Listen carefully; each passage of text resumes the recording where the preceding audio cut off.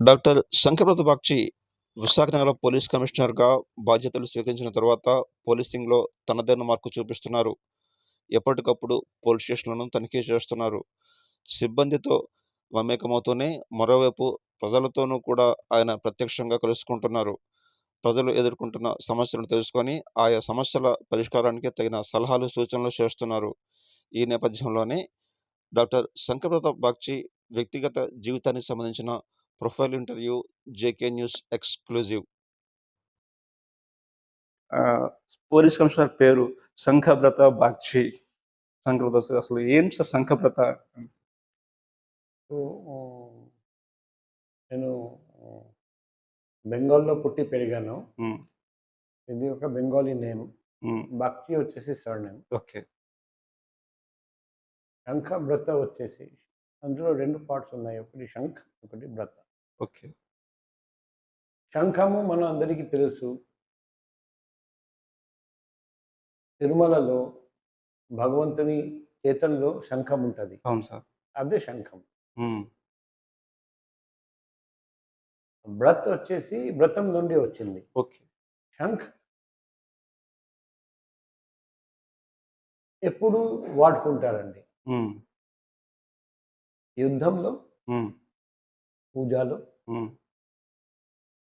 ఏదైనా శుభకార్యంలో శంఖం మోగించి ఆ శ్రీకారం చుడతారు. ఓకే. సో, నా పేరు మీనింగ్ వచ్చేసి నేను ఏదైనా మంచి పనికి హ్మ్. అది అవసరం ఉన్నప్పుడు యుద్ధం, అవసరం ఉన్నప్పుడు పూజ, ఓకే. నేనే మొదలుపెట్టాను, శ్రీకారం చుడతాను. ఓకే. అదే నా ఆ! వర్డ్ అర్థం మీనింగ్. మీనింగ్. ఓకే. మీనింగ్. సరే అంటే మీ ఫ్యామిలీలోని మీ ఫాదర్ అది ఏం చేసేవారు సార్? మా ఫాదర్ డాక్టర్, ఓకే. హ్మ్. మా బ్రదర్ డాక్టర్, హ్మ్. మా మదర్ లాయర్, ఓకే. మా brother in law doctor, okay. ఆ!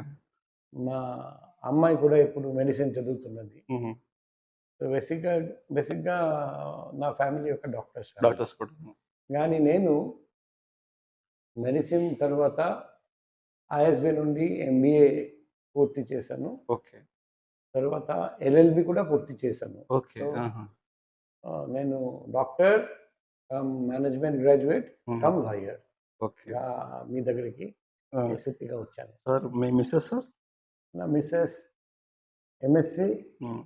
ఎంఫిల్ చేసి స్కూల్ హైదరాబాద్‌లో స్కూల్‌లో టీచర్‌గా పనిచేశారండి. తర్వాత కలకట్టాలో, తర్వాత విజయవాడలో. హ్మ్.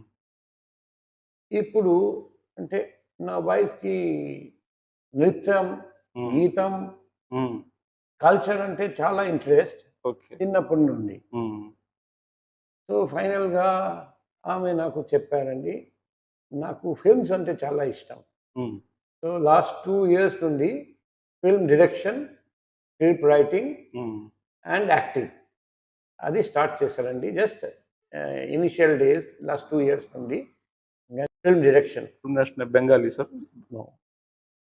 Already 2, 3 short films, documentary films hmm. తయారు చేసింది name sir? Subhashree Bagchi. Name short films ఏం తీశారన్నారు ఆ నేమ్స్ చెప్పగలరా? అది నా వైఫ్‌కి తెలుసు. Okay. Okay. Okay. Right sir. అంటే ఒకటి హ్యూమన్ ఎమోషన్స్ మీద, హ్మ్. ఇంకొకటి సైబర్ నేరాల మీద. హ్మ్. ఇప్పుడు స్క్రిప్ట్ రాస్తున్నారండి. ఒకటి హ్మ్. Crime thriller. Okay. Okay. Right. Right.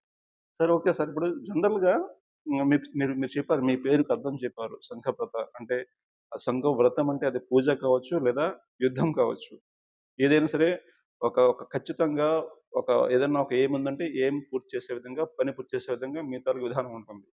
అందుకు ఉదాహరణే మీరు మెడిసిన్ చేస్తూ 3 గోల్డ్ మెడల్స్ తీసుకొచ్చారు. తర్వాత ఐపీఎస్‌కొచ్చారు. జనరల్‌గా ఒక మనిషికి ఒక టార్గెట్ అనడమే కష్టం జనరల్‌గా. లైఫ్‌లో ఒక అచీవ్‌మెంట్ పెట్టుకుంటారు. ఒక డాక్టర్ కావాలంటే డాక్టర్ అవుతారు. కొంతమంది అందరూ కూడా కాలేరు. పోలీస్ అంటే పోలీస్ అవుతారు. బట్ మీరు ముందు డాక్టర్ అవ్వాలనుకున్నారా? లేకపోతే పోలీస్ అవ్వాలనుకున్నారా? అసలు ఏంటసలు? నేను అనుకున్నాను, భగవంతుడు ఒక మానవ జీవనం, జీవితం హ్మ్. ఒకటే ఈ నాకు వచ్చింది భగవంతుని దయ వల్ల. హ్మ్. ఈ జీవితంలో అన్ని ఆశలు, ఓకే. అన్ని కలలు హ్మ్. పూర్తి చేయాలి. హ్మ్. ఇంకొక జనం జీవితం నాకు వస్తుందో రాదో నాకు తెలియదు. ఓకే. హ్మ్. అందుకే నాకు మెడిసిన్ ఇష్టం, మెడిసిన్ చదివాను. హ్మ్. మేనేజ్మెంట్ ఇష్టం, మేనేజ్మెంట్ చదివాను. హ్మ్. లా ఇష్టం, లా చదివాను. ఓకే. ఇంకా భవిష్యత్తులో ఇంకా అవకాశం దొరికితే హ్మ్. ఆల్రెడీ ఇంకొక కోర్స్ చేస్తున్నా భూపాల్‌లో నేషనల్ లా యూనివర్సిటీ. ఓకే. అక్కడి నుండి ఒక డిప్లొమా కోర్స్ చేస్తున్నాను ఇప్పుడు. హ్మ్. సైబర్ క్రైమ్స్, సైబర్ నేరాల మీద. ఓకే. సో, నాకు చదువు అంటే ఇష్టం. హ్మ్. సో, జీవితం అంతా ఇలా one one by one degree హ్మ్. చేస్తాను. ఇంకా హ్మ్. చదువుతాను. హ్మ్. ఇంకా జ్ఞానం, ఇంకా స్కిల్స్ సేకరిస్తాను. అది నా ఒక ప్యాషన్ అన్నమాట. అంటే ఫస్ట్ మీరు చిన్నప్పుడు ఏం ఎయిమ్ పెట్టుకున్నారు? డాక్టర్ కావాలనుకున్నారా? చిన్నప్పుడు నేను నా డ్యాడీని చూసాను. ఓకే. నా డ్యాడీని చూసి అనుకున్నాను నేను ఎంబీబీఎస్ చదవాలి. హ్మ్. ఎంబీబీఎస్ చదువుతూ తర్వాత అప్పుడు బ్యూరోక్రాట్స్‌ని చూసాను. ఓకే. అప్పుడు అనుకున్నాను హ్మ్. ఒక సివిల్ హ్మ్. సర్వెంట్‌గా పని చేయగలిగితే 10 మందికి మేలు చేయగలుగుతాను. హ్మ్.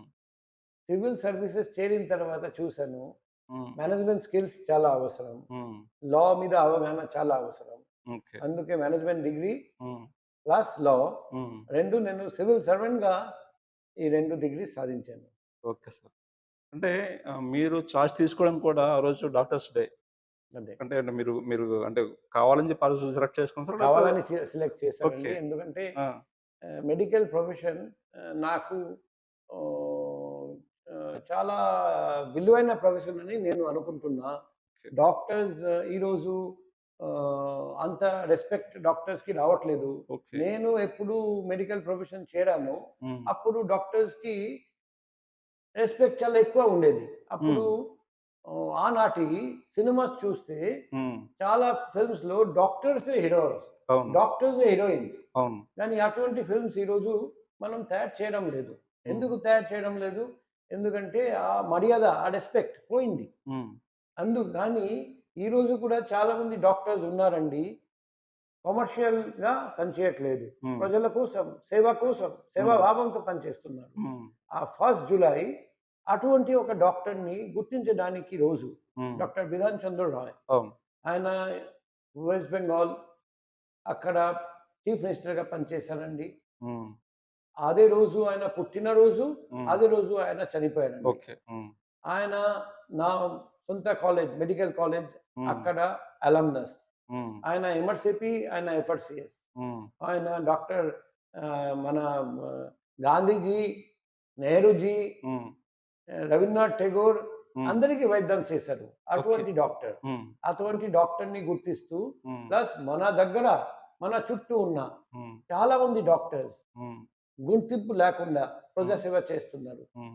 ఆ రోజు అటువంటి ప్రతి డాక్టర్ సేవ గుర్తించడానికి రోజు. హ్మ్. అందుకే ఆ రోజు నేను సెలెక్ట్ చేశాను హ్మ్. చార్ట్స్ తీసుకోవడానికి. ఆ!